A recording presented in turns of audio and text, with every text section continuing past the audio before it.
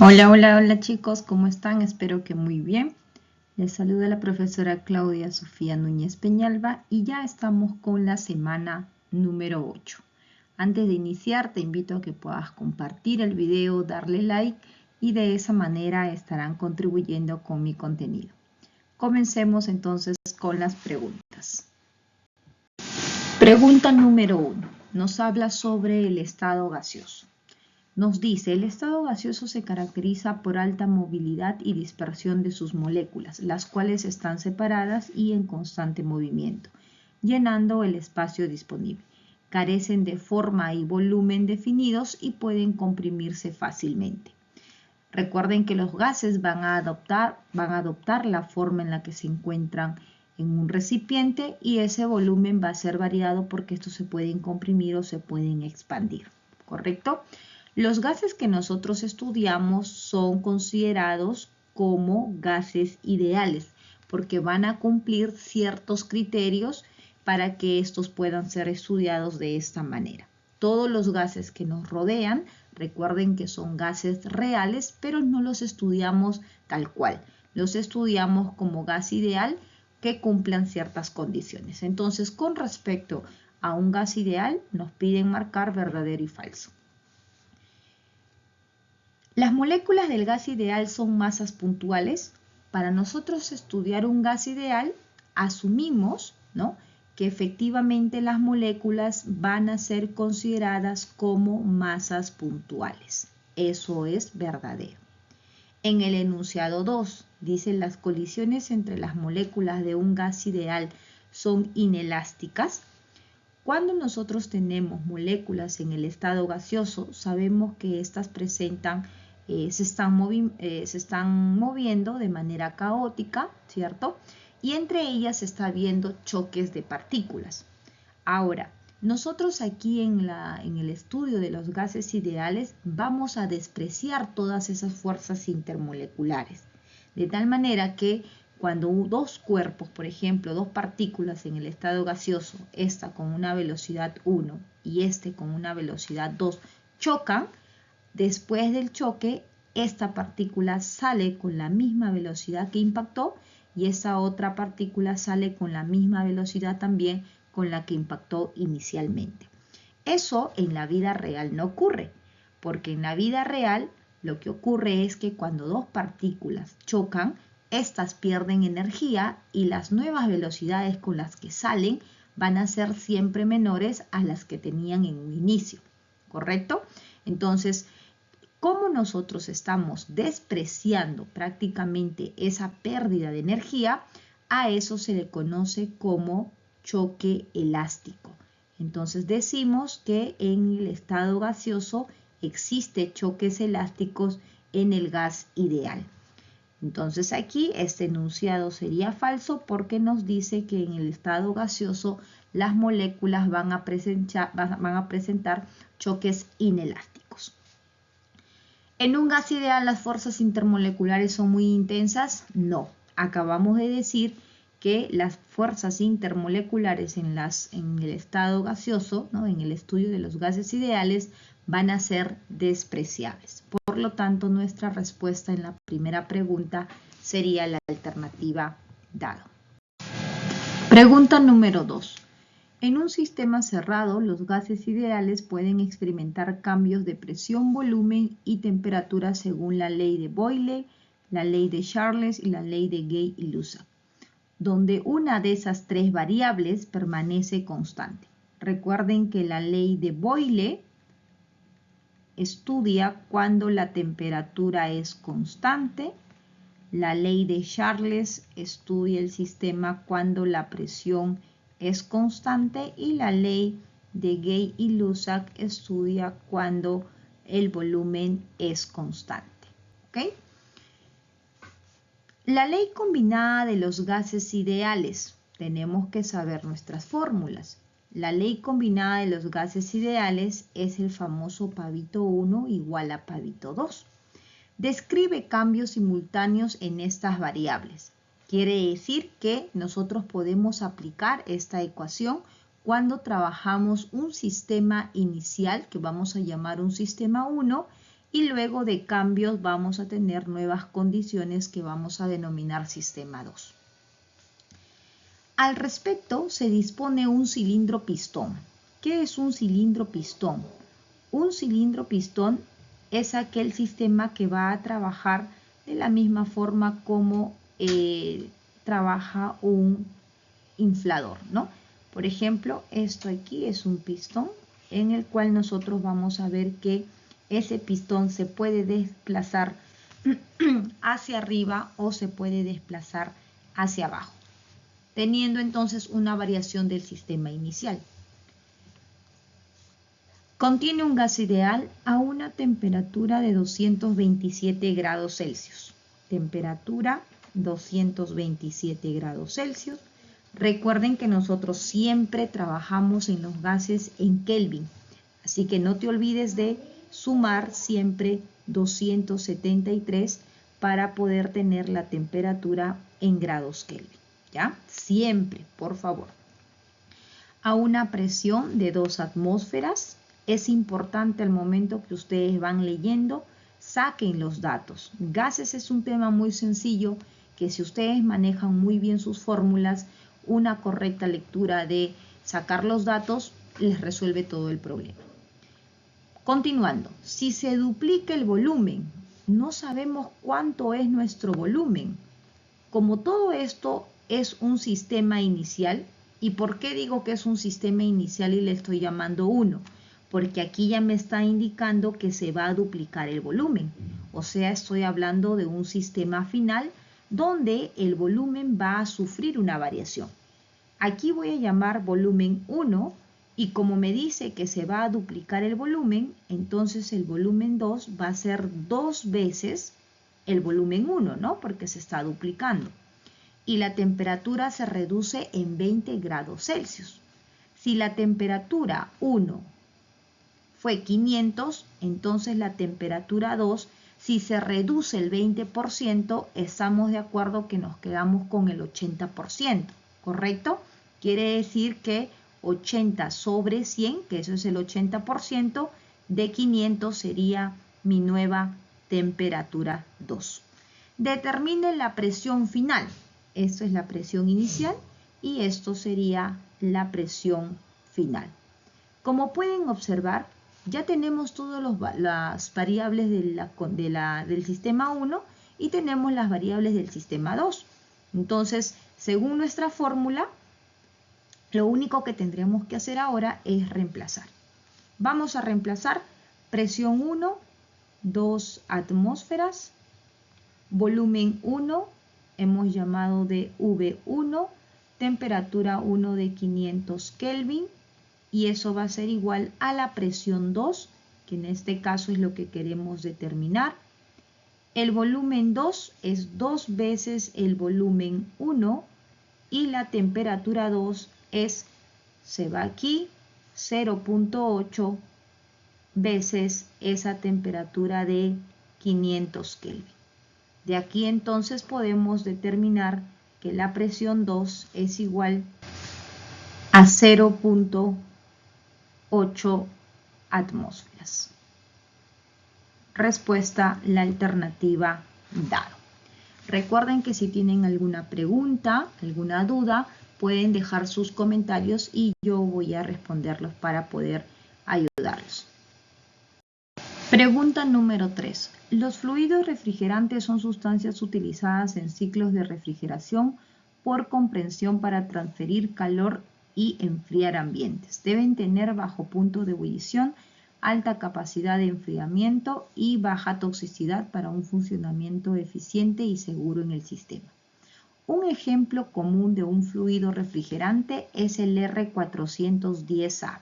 Esto simplemente es una codificación para la mezcla de gases que vamos a estudiar, que consiste en una mezcla de gases de difluorometano. R32 es el difluorometano y pentafluoruro etano, que tiene el código de R125. O sea, quiere decir que este gas R410A es una mezcla del R32 y del R125. Este fluido refrigerante está compuesto por masas iguales del R32 y del R125. Al respecto, determine el valor de verdad o falsedad de las siguientes proposiciones. Muy bien, ¿qué vamos a hacer aquí? Tenemos lo siguiente. Miren, aquí tenemos el R410, que es la mezcla de gases, y esta mezcla de gases está conformada por el R32 y por el R125. ¿Correcto? Nos piden determinar la fracción molar, ¿no? Nos dice que es de 0.5. Vamos a ver si eso es correcto. Recuerden que para determinar la fracción molar de ambos componentes, ¿no? En el caso, por ejemplo, la fracción molar del R32, ¿a qué es igual la fracción molar? Sería el número de moles del R32 dividido entre el número de moles totales, que sería el número de moles del R32 más el número de moles del R125. Y lo mismo tendríamos que realizar para la fracción molar del R125. Su fracción molar será el número de moles del R125 y todo dividido entre el número de moles totales, que es la suma del R32 y del número de moles del R125. Nosotros no tenemos ninguna información sobre las masas de cada uno de estos gases, pero nos dice que presentan masas iguales, ¿no? Aquí nos indica, estos dos, R32 y R125, presentan la misma masa. Entonces voy a llamar masa M y masa M. Para hallar el número de moles, también tenemos que recordar que el número de moles es igual a la masa sobre la masa molar. Nosotros no sabemos la masa, pero sí conocemos la masa molar del R32, miren, aquí está, 52, y la masa molar del R125, que sería 120.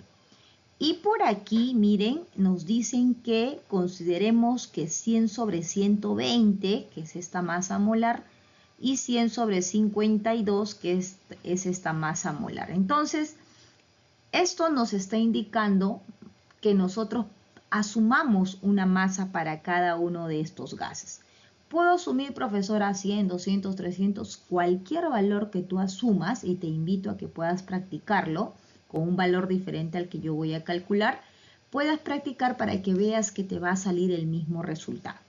En este caso, por conveniencia, yo voy a tomar 100 gramos para cada gas. Entonces voy a decir que tengo del R32 100 y voy a decir que tengo del R125 100 gramos.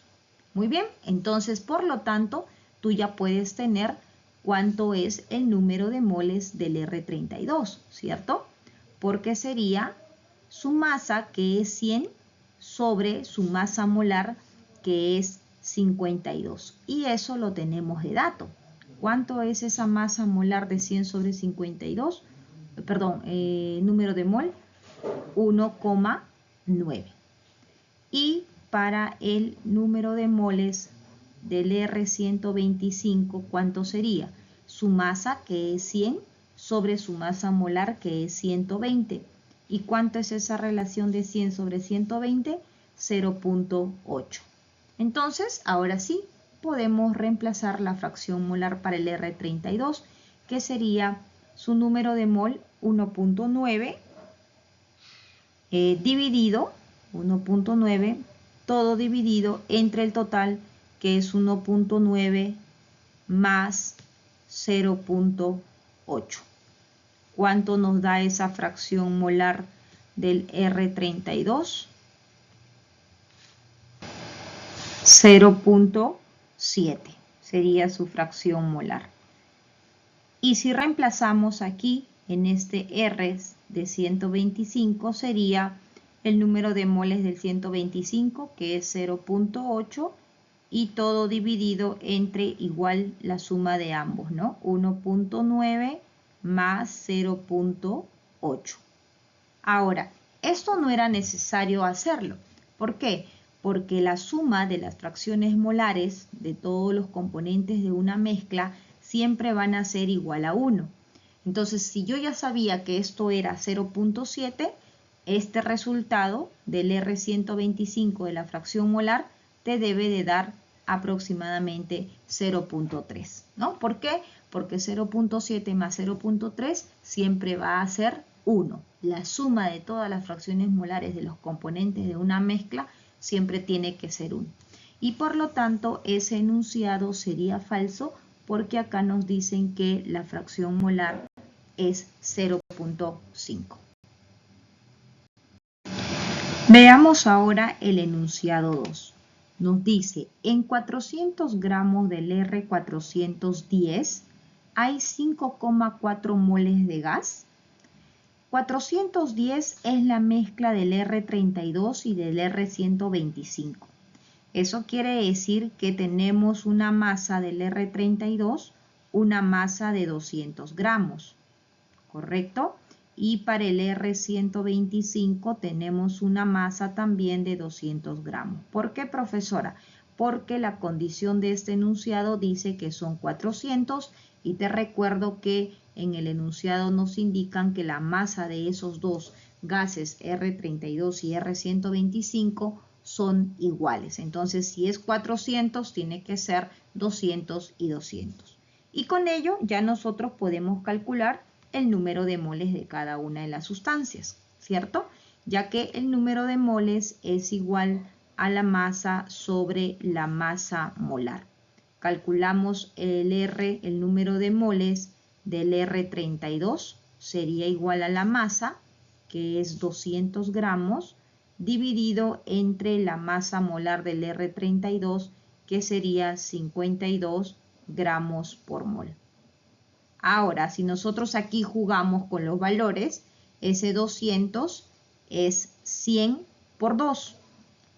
Y como ya nosotros sabemos que 100 sobre 52 es 1.9, multiplicado por 2, eso va a ser 3.8 moles que tendríamos del R32, ¿no? Aquí ya estoy jugando de manera con la matemática, ¿no? Para hacer mucho más fácil el cálculo. Y lo mismo con el R125. Para el R125 sería lo mismo, ¿no?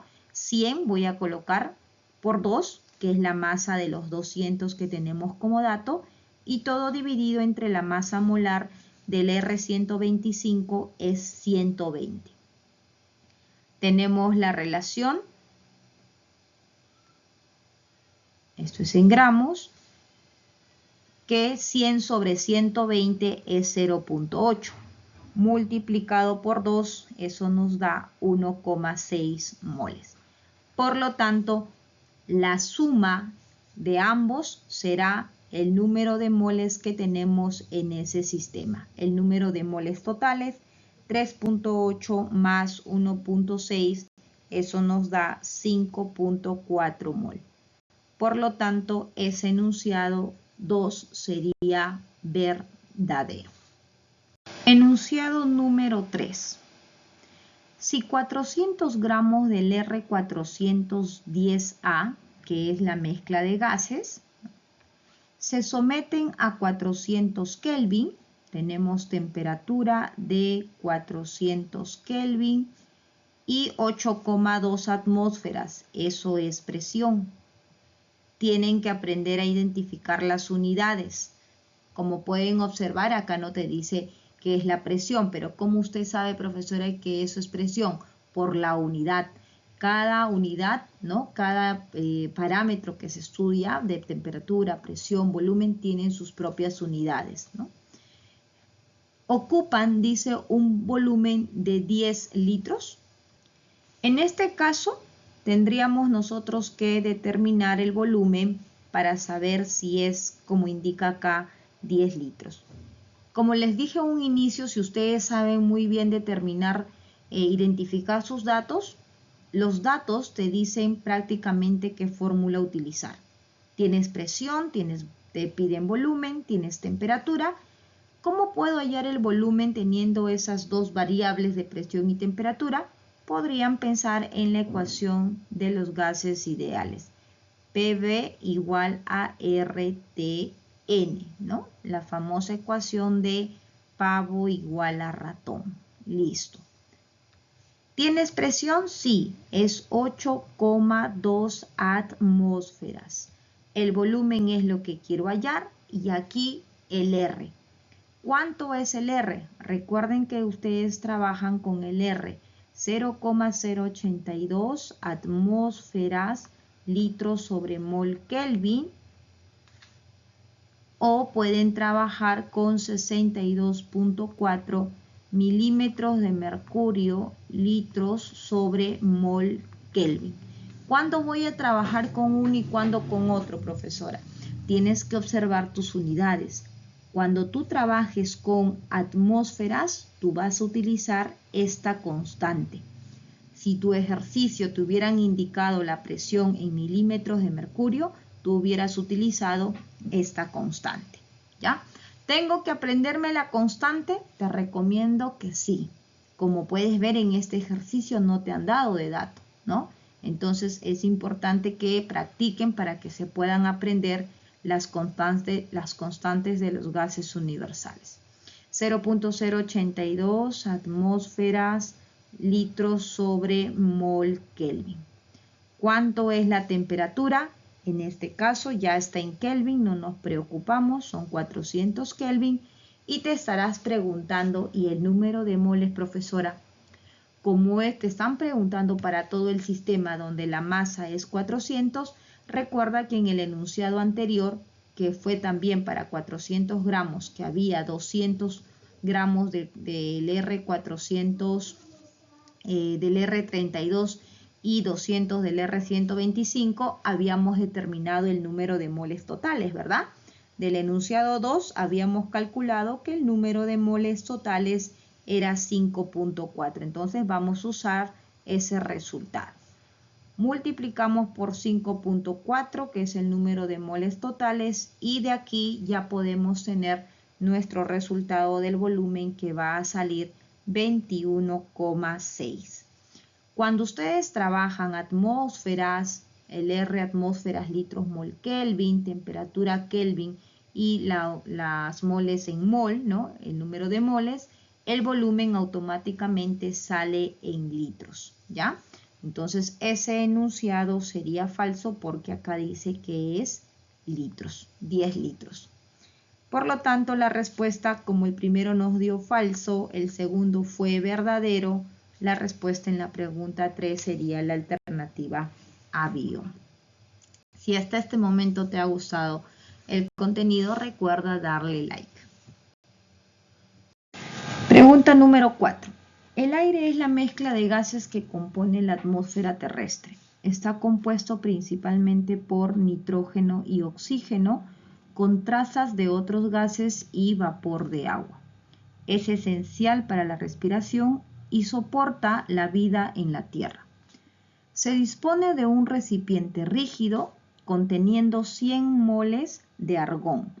Entonces nos indican que el número de moles de argón es de 100. Vamos a ir sacando los datos que tenemos en el problema, al cual se le inyecta aire. Recuerden que el aire está compuesto por nitrógeno y oxígeno principalmente, en una proporción de oxígeno el 20% y nitrógeno del 80% aproximadamente, hasta que en el interior exista 20 moles de oxígeno. Entonces vamos a tener de oxígeno 20 moles. Y si sabemos que el aire contiene el 20% y en este caso es 20 moles, indirectamente ya sabemos cuántas moles de nitrógeno se estarían colocando también en el sistema, ya que es el 80%. Entonces sería 80 moles. ¿Correcto? Como nos indican que se está inyectando aire y hay 20 moles de oxígeno, quiere decir que el número de moles de aire que se está inyectando es de 100. Por eso es que el 20% son 20 moles de oxígeno y el 80% le corresponde al nitrógeno, que sería 80. Por lo tanto, el número de moles totales que estarían en el sistema sería igual a 200 moles. Eso es lo que nos dice la información.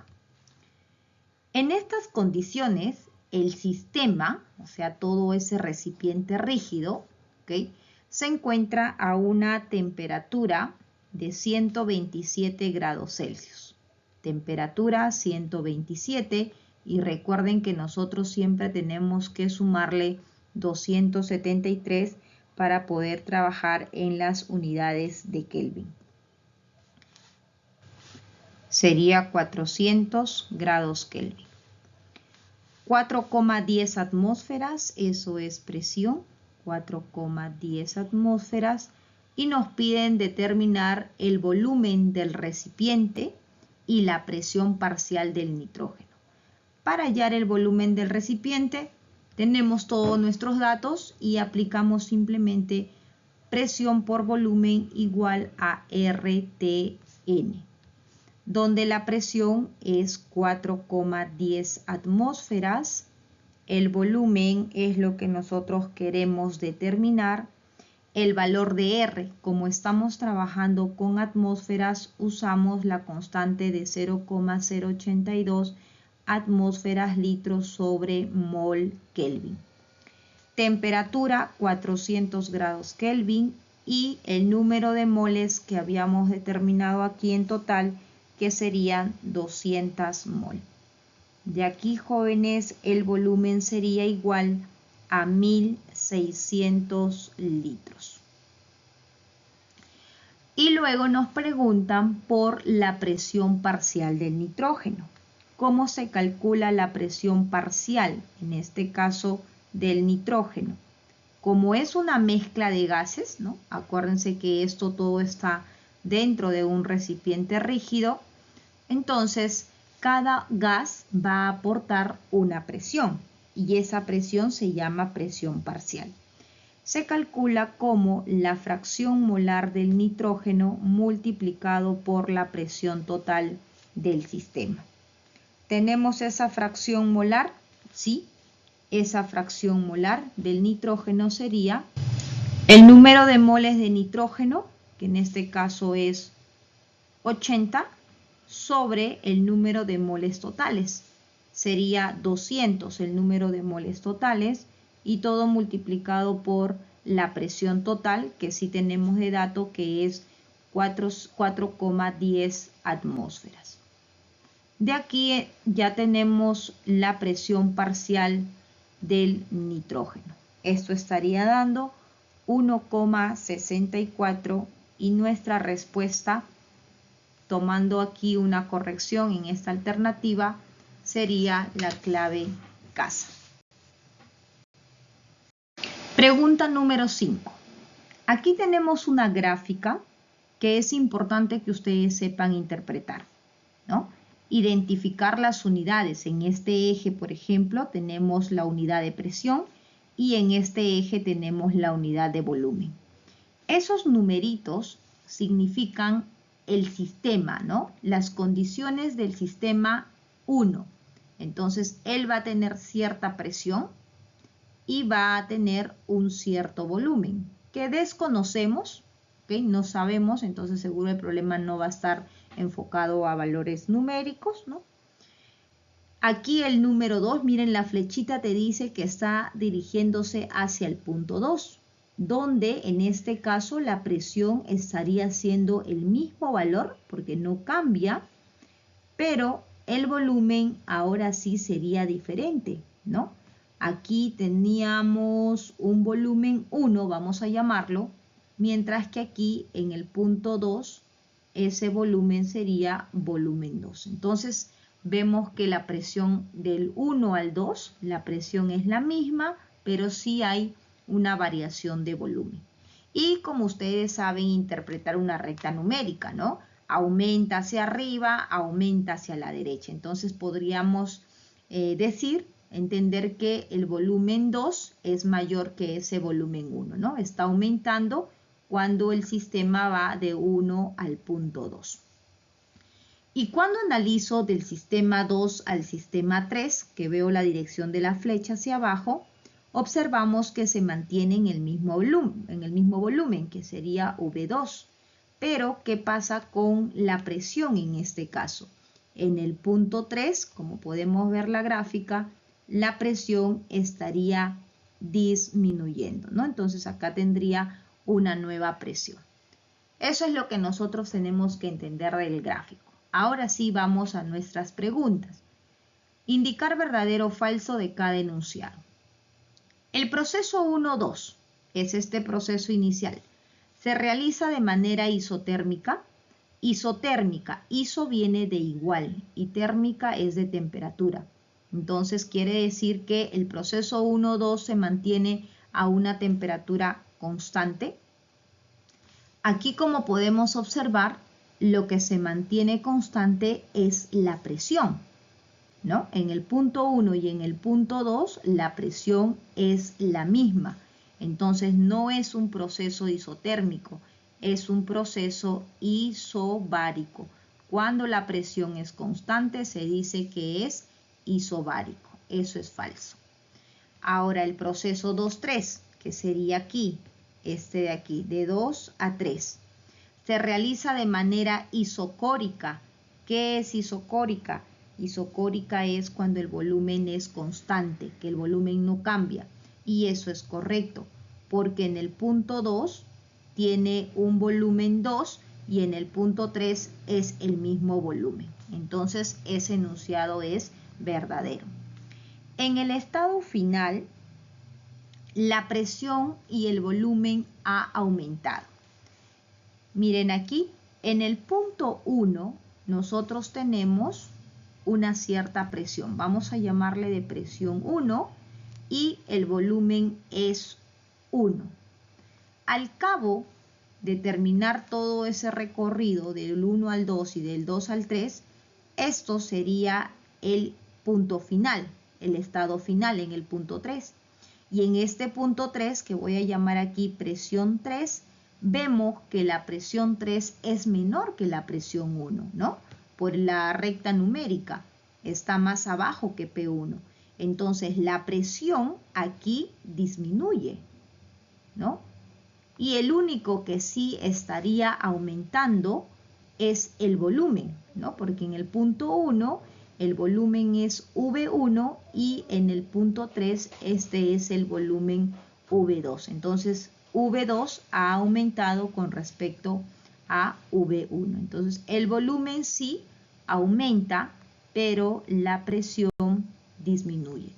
Por lo tanto, este enunciado sería falso porque aquí indica que los dos han aumentado. Clave en esa pregunta número 5, la respuesta sería avión. Pregunta número 6. El bicarbonato de sodio actúa como agente leudante en la pastelería.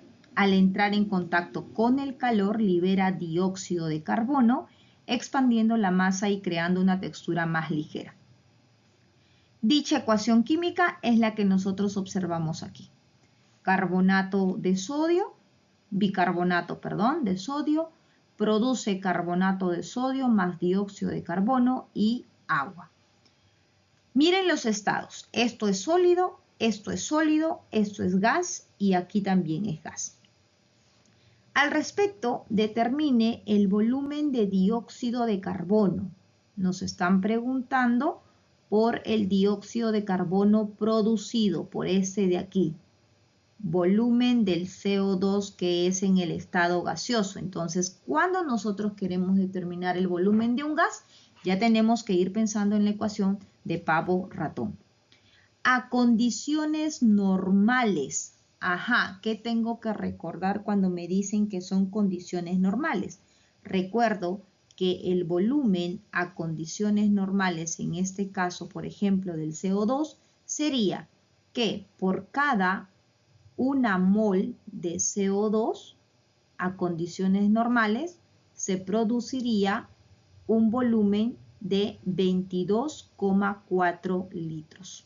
No, eso es teoría, no solo para el CO2, eso es en general para cualquier gas. A condiciones normales siempre por 1 mol se produce 22,4. Entonces yo tendría que saber de cuántas moles estamos hablando en este ejercicio para poder calcular ese volumen a condiciones normales del CO2. En mililitros, tener en cuenta la unidad que nos están pidiendo. Si se utilizaron 2 gramos de bicarbonato de sodio con una pureza del 84%. Entonces aquí vamos a copiar la reacción.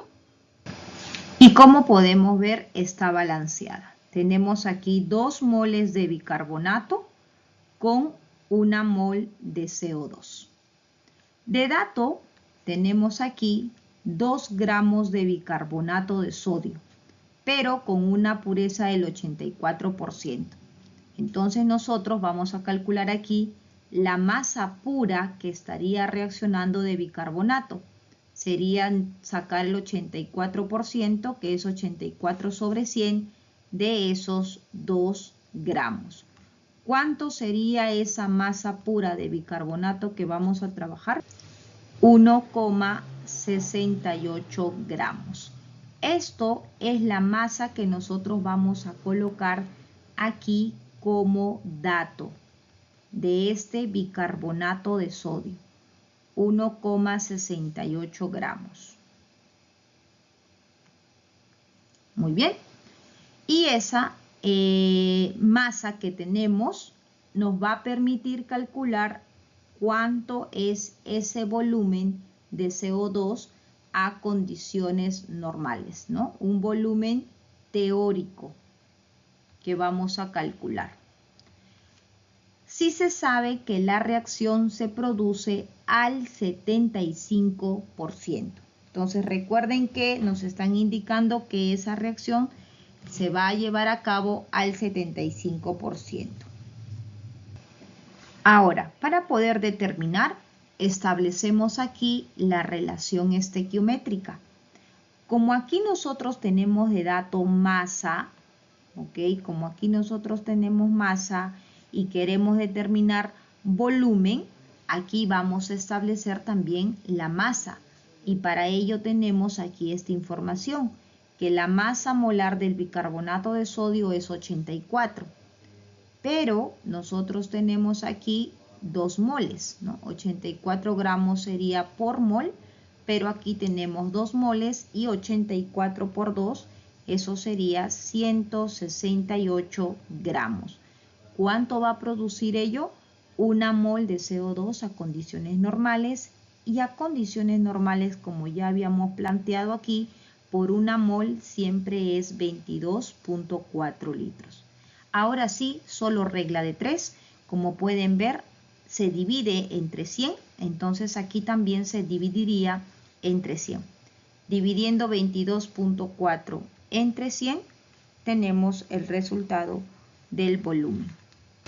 Pero recuerden que ese volumen es en litros. Ahora, eso sería nuestro volumen cuando la reacción es perfecta, ¿no?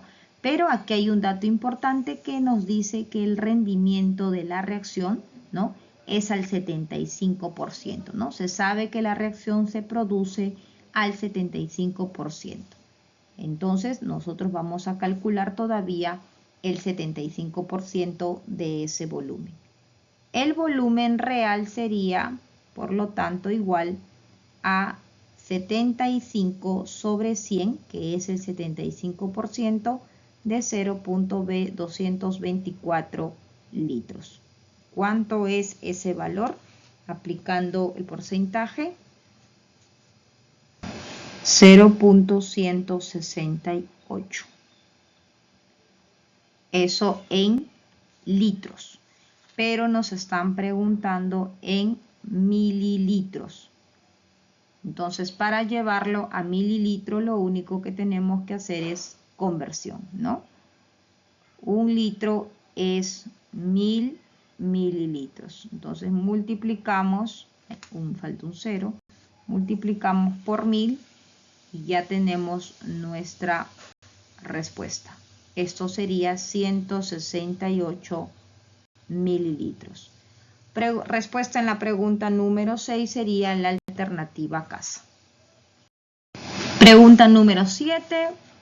nos habla con respecto a los sólidos. Recuerden que aquí es importante recordar el tipo de enlace que tiene la sustancia para ver el tipo de sólido que va a formar. Los sólidos cristalinos son aquellos compuestos que tienen un ordenamiento en su estructura. Es muy definido, bien ordenadito, mientras que los sólidos amorfos son aquellos que no tienen forma, tienen diferentes estructuras que están conformando ese sólido. Con respecto a los sólidos cristalinos, o sea, aquellos que están ordenados, ¿no? Y que ya hemos estudiado que son los sólidos metálicos, moleculares, iónicos y covalentes. Nos pide relacionar de manera correcta. Por ejemplo, el cloruro de sodio es un compuesto iónico, todos lo conocemos. Por lo tanto, ese cloruro de sodio lo que va a formar es una estructura de sólido iónico. Así que esto sería un sólido iónico. El níquel es un metal. El níquel, al ser un metal, entonces la estructura que va a presentar es un sólido metálico, ¿no? Así de sencillo. Y tenemos el diamante y la sacarosa. El diamante está conformado por el átomo de carbono y los enlaces entre carbono-carbono son enlaces de tipo covalente. Por lo tanto, el tipo de sólido que va a formar el diamante es un sólido covalente y la sacarosa sería un sólido molecular. Por lo tanto, la pregunta número 7, su respuesta sería la alternativa dada. Pregunta número 8. Hablan sobre el estado líquido. En el estado líquido las moléculas están cercanas, pero tienen libertad de movimiento. Recuerden que los estados se debe a la diferencia que existe, ¿no? O a la comparación entre las fuerzas de repulsión y las fuerzas de cohesión, ¿no? Entonces, en los líquidos, la fuerza de repulsión que hace que las moléculas estén distantes y las fuerzas de cohesión que hace que éstas se encuentren unidas son iguales, ¿no? En el estado líquido. Y esas fuerzas intermoleculares son las que van a definir sus propiedades de los líquidos, ¿no?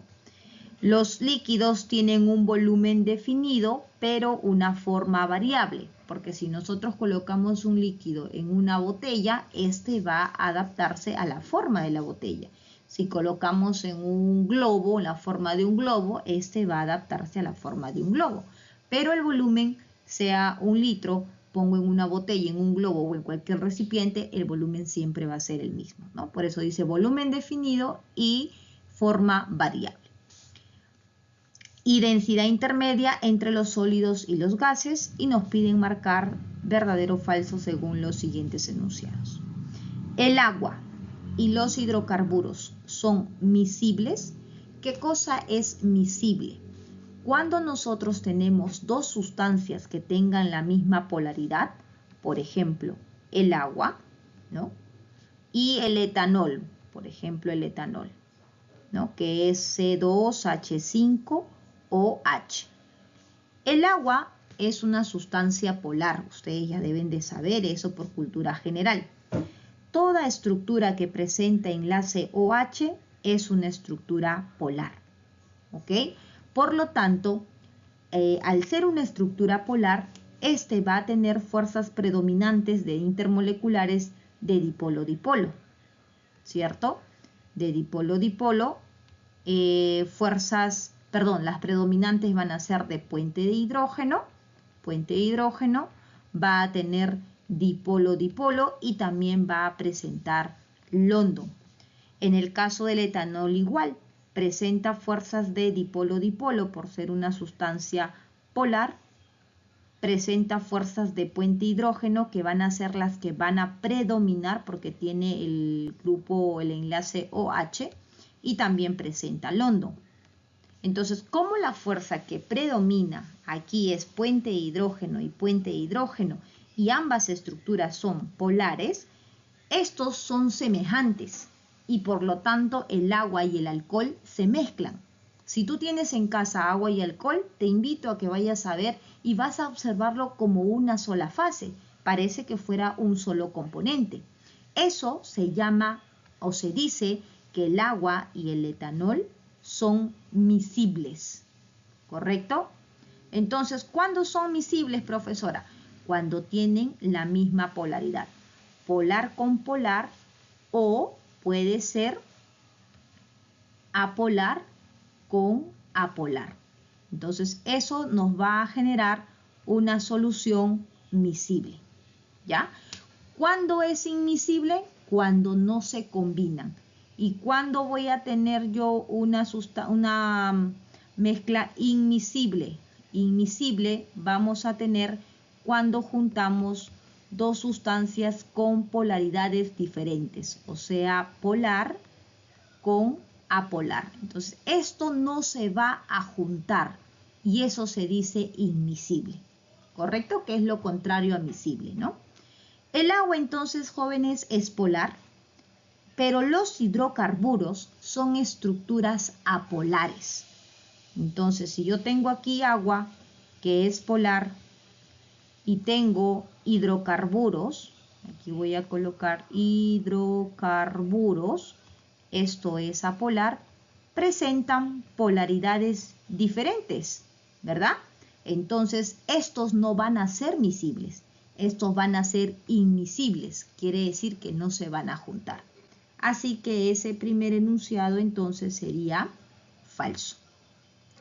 La viscosidad es la oposición a la fluidez, ¿no? La resistencia a la fluidez.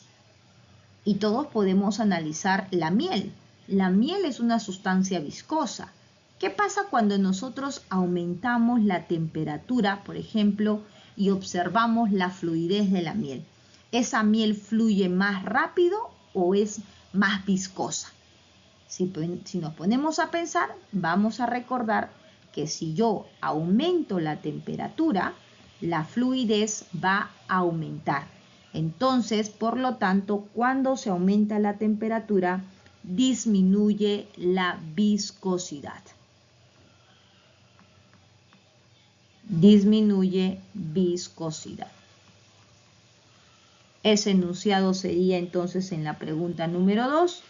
¿Aumenta la temperatura con la viscosidad con la temperatura? Falso.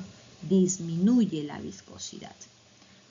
¿El agua presenta una mayor tensión superficial que el metanol? Ya hemos dicho que el agua es polar, ¿ok? Y el metanol, por tener este enlace OH, también es polar. Pero en ambos ya sabes que predominan, mira, puente de hidrógeno en el agua y en el metanol, profesora, el metanol también. Aquí voy a colocar el metanol porque va a tener la misma estructura, las mismas fuerzas intermoleculares que el etanol, ¿no? Vemos aquí que tenemos el OH, entonces va a ser dipolo-dipolo, también va a predominar puente de hidrógeno, pero también va a tener londo. Solo que aquí, si nosotros acá vamos a desplegar la estructura de la molécula del agua, es de esta forma. El agua tiene dos enlaces OH, lo cual hace que los puentes de hidrógeno tenga una mayor cantidad que este que tiene solo uno. Entonces, por esa razón el agua presenta mayor fuerza intermolecular.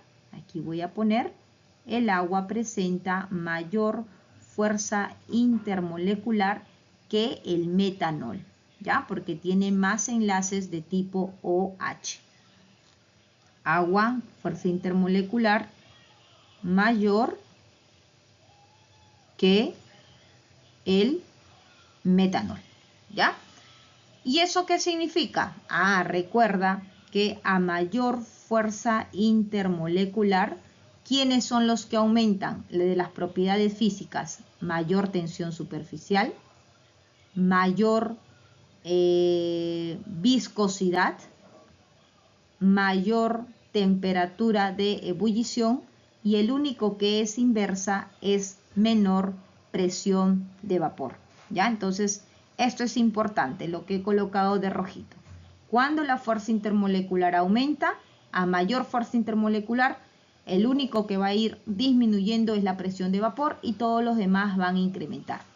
En este caso, como el agua tiene mayor fuerza intermolecular y nos están preguntando con respecto a su tensión superficial, efectivamente va a ser mayor que el metanol. Así que esto sería verdadero y la respuesta en la pregunta 8 sería la alternativa enano. Recuerden, si tienen alguna duda, no se olviden dejar ahí sus comentarios y yo voy a responder. Espero que hasta este momento hayas gustado de nuestro contenido. Te invito a que puedas darle like si hasta este momento no lo has realizado y comparte también para que podamos llegar a más personas que quieran aprender el curso de química.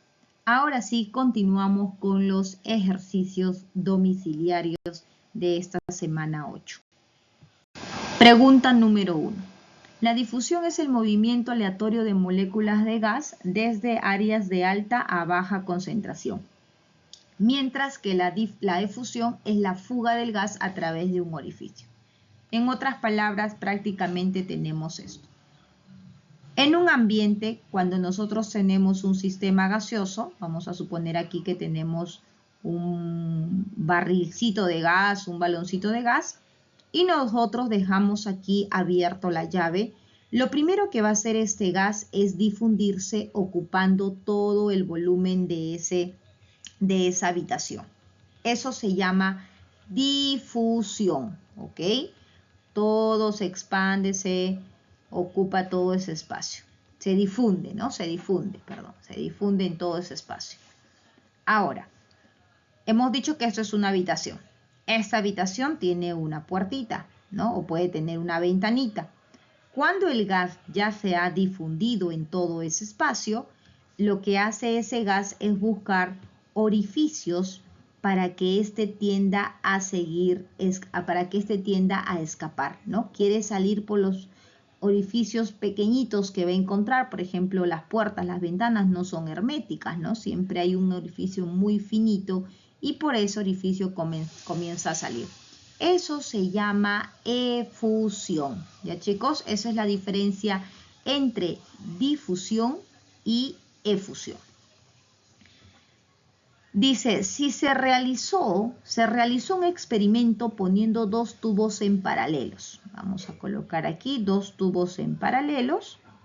Ahí está. Un tubo y el otro tubo en paralelo. Con tapones de algodón, tal que el experimento se introdujo HCl acuoso y el segundo NH acuoso.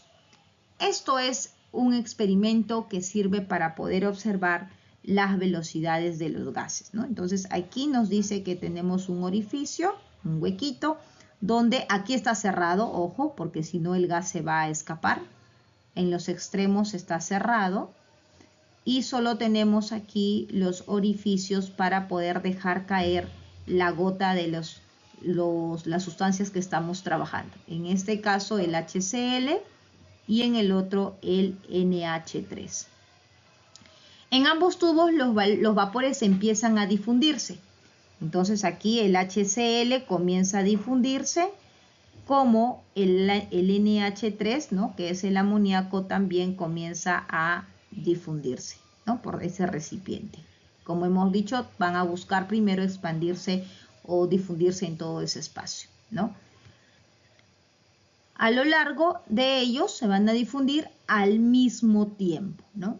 Dice, al respecto, determine la distancia recorrida por el HCl. Nos están preguntando la distancia que este HCl va a recorrer. Voy a colocar, no sé, una distancia X, ¿no? Eso es lo que nos están preguntando, la distancia del HCl en centímetros, cuando el NH3 recorrió 14.7 centímetros. Entonces, este dice que ha recorrido 14.7 centímetros. Voy a suponer que hasta aquí ya, o todo el tubo. Vamos a suponer que todo el tubo es los 14,7 centímetros. ¿Ya? La imagen es referencial, ¿no? No se compliquen. ¿Por qué no a la mitad, profesora? ¿O cómo supo? No, simplemente pude colocar la mitad, o al final, intermedio, pero la idea es que estamos trabajando con este valor que dice que es 14.7. Entonces, desde el momento que se soltó ese gas, considerando aquí, ¿no? Que soltamos ahí la gotita del amoníaco, se difundió y se desplazó 14.7. Determina entonces esa velocidad, esa distancia del HCl que se desplazó en el mismo tiempo. O sea, para que se pueda desplazar hasta aquí, vamos a suponer que lo hizo en un tiempo T1 y ese mismo tiempo T1 es el que va a emplear este HCl para desplazarse aquí, ¿no? Ahora, profesora, ¿y por qué, por ejemplo, acá no también dibuja la línea hasta el final? ¿Por qué lo dibuja antes, no? Es porque yo ya sé que él se va a desplazar menos. ¿Y cómo sabe, profesora? Es porque la regla de Graham, la ley de Graham, nos dice que cuando un gas tiene una masa molar mayor, va a desplazarse con menor velocidad, es más lentito. Entonces aquí si ustedes analizan la masa del amoníaco, mira, es 17. Este gas no pesa mucho, se difunde rapidito porque es bien liviano, pero el HCl es 36.5, entonces va a ser más pesadito y por eso yo sé que él va a recorrer menos, ¿ya? Entonces por ahí estarían preguntando, ¿y por qué no hasta el final? Ah, porque ya más o menos yo sé que él va a ser menos que ese 14.7. Y aplicamos la fórmula de la ley de Graham. ¿Se acuerdan la fórmula de ley de Graham que dice? La ley de Graham relaciona las velocidades, ¿no?, con las masas molares o también puede ser con la densidad. Entonces, recordando, la ley de Graham dice lo siguiente. La velocidad, en este caso del HCl o del NH, como quieran poner el orden, es igual con respecto a la velocidad del HCl, ¿no?, de ese gas, va a ser igual a la raíz cuadrada de la masa molar. Acá sí tienes que tener mucho cuidado porque es con respecto al que está en el denominador, ¿no? El HCl en este caso aquí arriba, y esto es con respecto a la masa molar del amoníaco. ¿Listo? Eso es lo que nosotros tenemos como la fórmula de la ley de Graham. Ahora, pero la velocidad, ¿a qué es igual la velocidad? Nosotros aquí podemos aplicar distancia igual a velocidad por tiempo, ¿correcto? Entonces, ¿velocidad a qué es igual? Velocidad es igual a distancia sobre tiempo. Entonces aquí voy a colocar la velocidad del amoníaco sería la distancia que recorre ese amoníaco sobre el tiempo, que hemos llamado un tiempo t, sobre la velocidad del HCl, que va a ser distancia que recorre el HCl sobre el mismo tiempo, ¿verdad? Recuerden que el tiempo es como condición de ese ejercicio. ¿Cuánto recorre al mismo tiempo?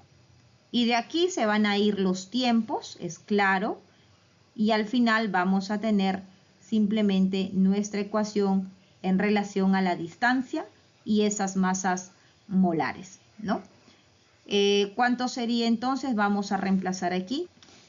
Voy a colocar a este ladito la distancia del NH3, 14,7, sobre la distancia, que es lo que queremos saber, del HCl, va a ser igual a la raíz cuadrada de la masa molar del HCl, que es 36.5, todo dividido entre la masa molar del NH3, que sería 17. De aquí el cuadrado, ya esto es matemática, ¿no? Pasa al otro lado. Pero aquí tenemos algo importante. Antes de pasar el cuadrado, ¿no?, reemplazamos aquí 14.7 sobre la densidad del HCl. Aquí hay un dato importante que nos va a facilitar el cálculo. 36.5 entre 17, que es lo que tenemos aquí, nos dicen que consideremos 1.47 al cuadrado. Entonces, esto se va a ir prácticamente con nuestra raíz.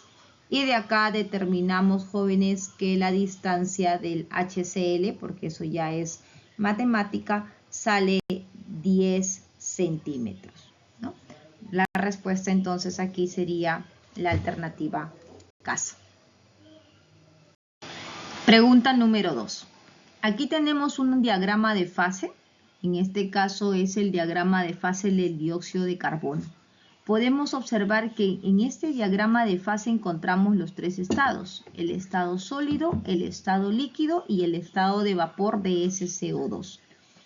Este diagrama de fase nos permite a nosotros entender cuáles son las condiciones para que puedan estar en estos diferentes estados, ¿no? Cómo es su presión, si su presión es alta, por ejemplo, para el estado sólido, si la presión de vapor a una temperatura de menos 78, la presión es baja, ¿no?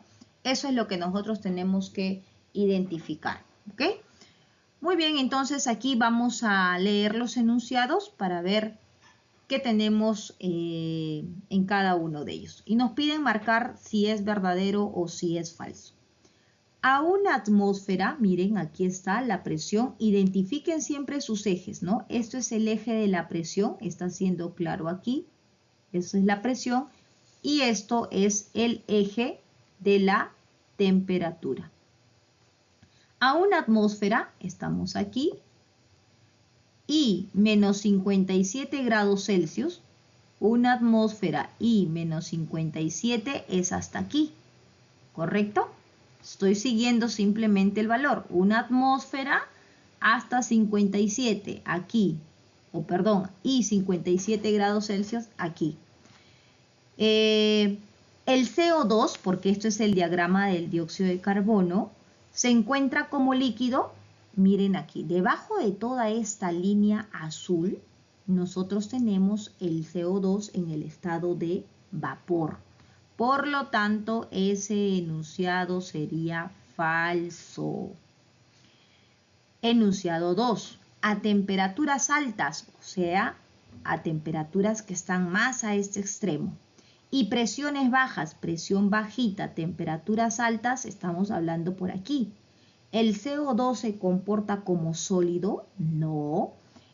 Para que se comporte como sólido tendría que ser temperatura baja relativamente y presiones elevadas, ¿no? Entonces eso sería falso, ¿no? El enunciado 2 también es falso. Es solo interpretar la gráfica, no es complicado.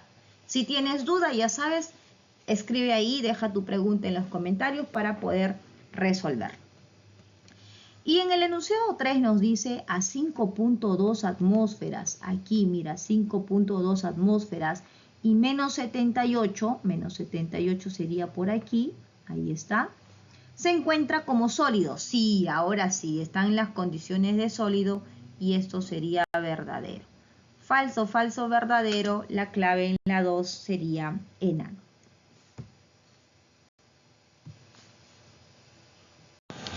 Pregunta 3. El cracking pirolítico. ¿Qué es el cracking pirolítico? Es una ruptura de enlaces mediante el uso de energía, mediante el uso de calor.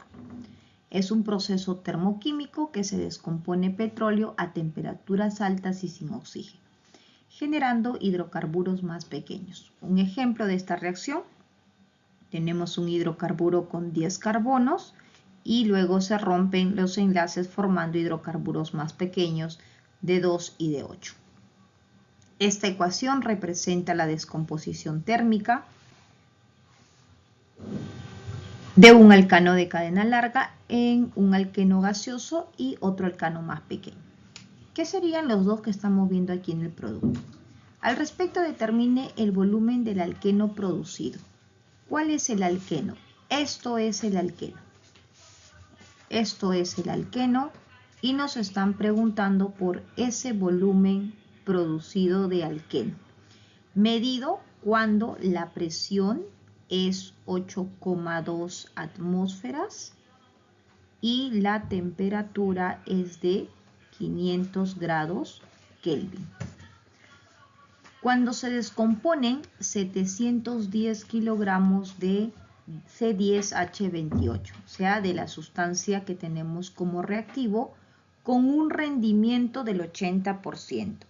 Quiere decir que al final de todos nuestros cálculos, nosotros vamos a sacar el 80% de rendimiento a ese volumen. ¿Ok?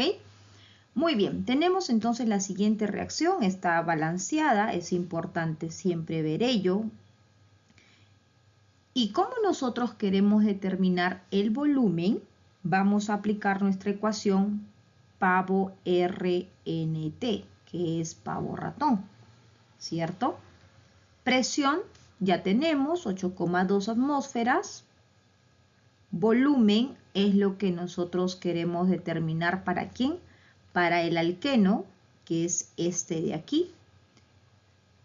Con el R, que ya sabemos que como estamos trabajando en atmósferas, el R va a ser 0,082 atmósferas litros sobre mol Kelvin. Temperatura, 500 grados Kelvin. Y lo que nos estaría faltando es el número de moles de ese alqueno. Para ello vamos entonces a establecer nuestra relación, en este caso de masa, porque eso es lo que contamos aquí. Se tiene como dato 710 kilogramos, ¿correcto? De C10H22, y voy a calcular la relación que existe con el número de moles de ese alqueno. ¿Cuánto es la masa molar de ese C10H22? 142. Entonces, como tenemos una mol, va a ser 142 gramos. Va a producir ¿cuántas moles de C2H4? Una mol, que es este coeficiente estequiométrico. Una mol.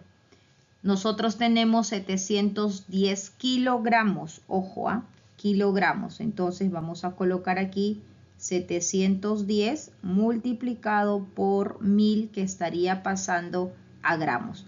Y de aquí, chicos, calculamos cuántas moles tenemos de ese C2H4, ¿no? Ya podemos calcular.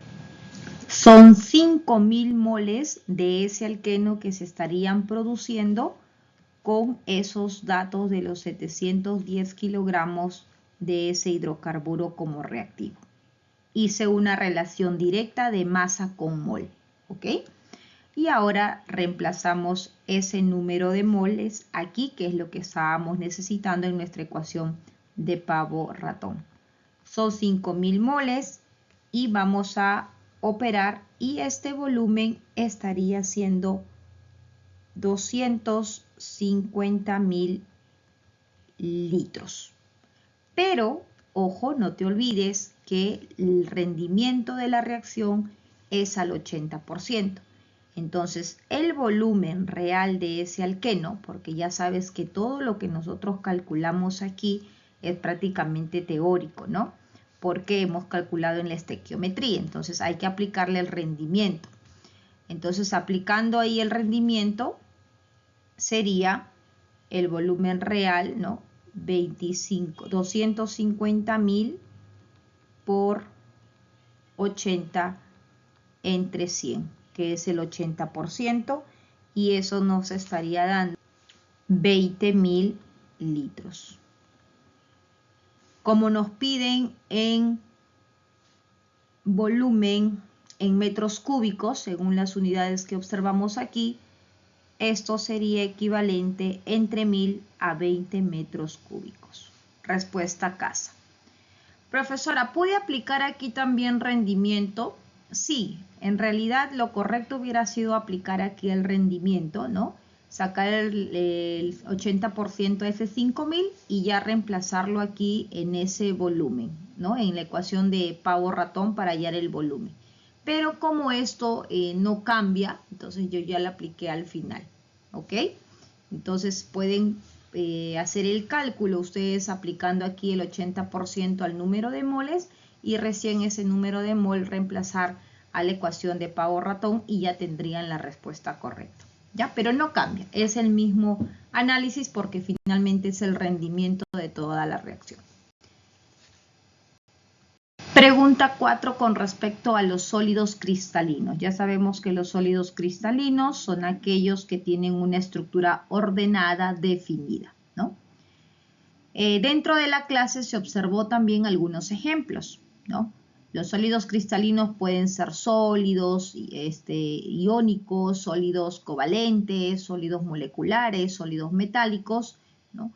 Que va a depender del tipo de enlace, y los amorfos eran aquellos que no tenían forma, ¿no? Y dentro de los amorfos hemos mencionado algunos ejemplos. Los sólidos amorfos, por ejemplo, son el vidrio, la madera, el plástico, ¿no? El caucho.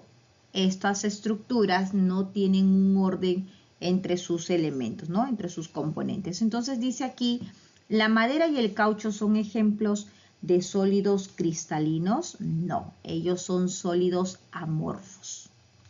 ¿Los metales son dúctiles, maleables y buenos conductores del calor? Claro, eso lo hemos estudiado ya cuando hemos visto enlaces metálicos, ¿no? Los sólidos metálicos son prácticamente los metales, ¿no? Y esos metales presentan ductibilidad, capacidad que es para formar hilos, maleabilidad para láminas, ¿no? Y son excelentes conductores del calor. Verdadero. Los sólidos moleculares son sólidos conformados por moléculas, ¿no? Como la sacarosa, que presentan bajos puntos de fusión, sí, ¿no? Eso sería correcto. También lo hemos visto en teoría, que la sacarosa se une, ¿no? Mediante fuerzas intermoleculares, formando esos sólidos moleculares. Y comparados con los sólidos iónicos, comparados con los sólidos metálicos, ¿no? Por ejemplo, ¿cuánto es la temperatura de fusión de un metal? Los metales están por encima de los 1000 aproximadamente, ¿no? En el caso, por ejemplo, de un sólido iónico, el cloruro de sodio, si nos ponemos a pensar, aproximadamente ellos están 700, 800 grados Celsius, también es elevado, ¿no? Pero en el caso de los sólidos moleculares, pues comparados con ellos son puntos de fusión bien bajos. En la pregunta 4, entonces la respuesta sería enano. Pregunta número 5. Los líquidos son fluidos sin forma fija, adoptan la forma del recipiente y tienen un volumen constante. Como habíamos mencionado anteriormente, va a depender su forma del recipiente y el volumen sí va a ser definido. Alta densidad y viscosidad variable, poseen tensión superficial, que vienen a ser las propiedades de los líquidos, ¿no? Y pueden fluir a través de orificios mostrando propiedades de cohesión y adhesión, ¿no? Las fuerzas de cohesión, fuerzas de adhesión, que va a hacer que los líquidos se puedan derramar. Por ejemplo, cuando un líquido se derrama sobre una mesa, ¿no? La mesa se moja o la superficie se moja porque ese líquido, sus fuerzas intermoleculares, va a presentar adhesión contra ese recipiente, ¿no? Cómo se va a adherir sobre esa superficie. Al respecto dice, determine el valor de verdad o falsedad de las siguientes proposiciones. El agregado de surfactantes disminuye la tensión superficial del agua. ¿Qué quiere decir los surfactantes? Los surfactantes, jóvenes, por ejemplo, es el detergente, ¿no? La ropa, cuando nosotros, por ejemplo, lavamos la ropa, ¿no? Nuestro cuerpo libera grasa. Entonces, nuestra ropa, el olor se ensucia por un porcentaje de grasa, ¿no? Y otro por los polvos, etcétera, que puede ser en el ambiente. Entonces, si nosotros lavaríamos la ropa solo con agua, la grasa no saldría. Entonces, es necesario el uso de detergentes, y estos se comportan como surfactantes. Entonces, lo que hacen es disminuir justamente la tensión superficial del agua para que las moléculas puedan atrapar, ¿no? A las moléculas grasosas. Porque ustedes saben que el agua es polar, ¿cierto? Y para que se pueda unir con otra sustancia, la otra sustancia también tiene que ser polar. Pero en el caso de los surfactantes, los surfactantes tienen dos lados. Tienen un lado polar y tienen un lado apolar, ¿no? Entonces, cuando los detergentes, por ejemplo, se utiliza un detergente que es un surfactante, ¿qué es lo que ocurre? El agua, ¿no? El lado polar va a irse por el lado del agua para que se pueda mezclar y el lado apolar de ese surfactante se va a ir por la grasa. Entonces, de esa manera, cuando nosotros lavamos la ropa, se puede retirar la grasa por la condición del detergente que tiene ambas polaridades, ¿ya? Entonces, ¿los surfactantes disminuyen la tensión superficial? Sí, eso es verdadero. Conforme aumenta la longitud de la cadena de los alcoholes, ¿se hacen menos solubles en agua? Sí. Un alcohol, por ejemplo, esto es el metanol. Más adelante, cuando entremos a química orgánica, vamos a estudiar que cuando hay un carbono, el prefijo de uno es met. El C2H5OH es un alcohol que se llama etanol, el prefijo es et. Aquí voy a adelantarles un poquito. El C3H de 3, por ejemplo, esto es el prop de 3, propanol, ¿no? Y de 4 es el butanol. Esto es de 4, butanol. Estos 4 alcoholes jóvenes, metanol, etanol, propanol y butanol, son solubles en agua. Son miscibles, ¿ok? Porque tienen la misma polaridad. Acuérdense que esto es polar, por el OH, polar, polar, polar, y el agua también es polar. Entonces, polar con polar se junta. Así que sí, esos son solubles.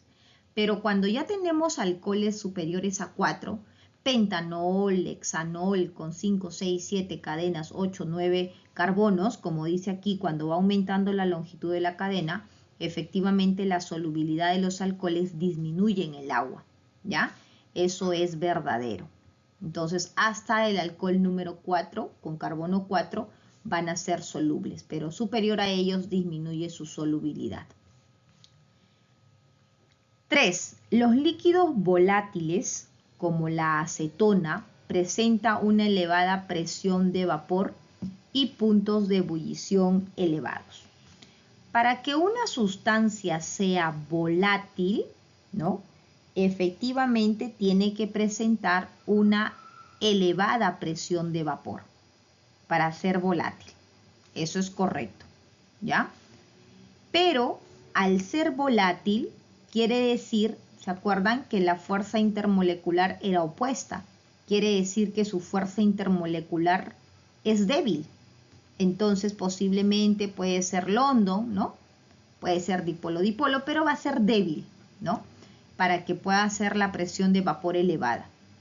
Y si la fuerza intermolecular es baja, es pequeña, entonces también la temperatura de ebullición es baja, ¿no? Recuerden que la fuerza intermolecular con la temperatura de ebullición es directa y solo con la presión de vapor es inversa. Entonces, si es un líquido volátil, volátil es que la sustancia sale muy rápido al estado de vapor, su presión de vapor es elevado, pero su punto de ebullición no es elevado, es bajo. Respuesta en la pregunta 5 sería la alternativa D. Bien chicos, espero haberlos ayudado. Recuerda que si te gustó todo este contenido, no te olvides de dejar tu like, tu manito arriba, compartir el video y déjanos tus comentarios si es que tienes alguna duda. Nos vemos en el próximo video. Si hasta ahora no te has suscrito, también suscríbete en mi canal.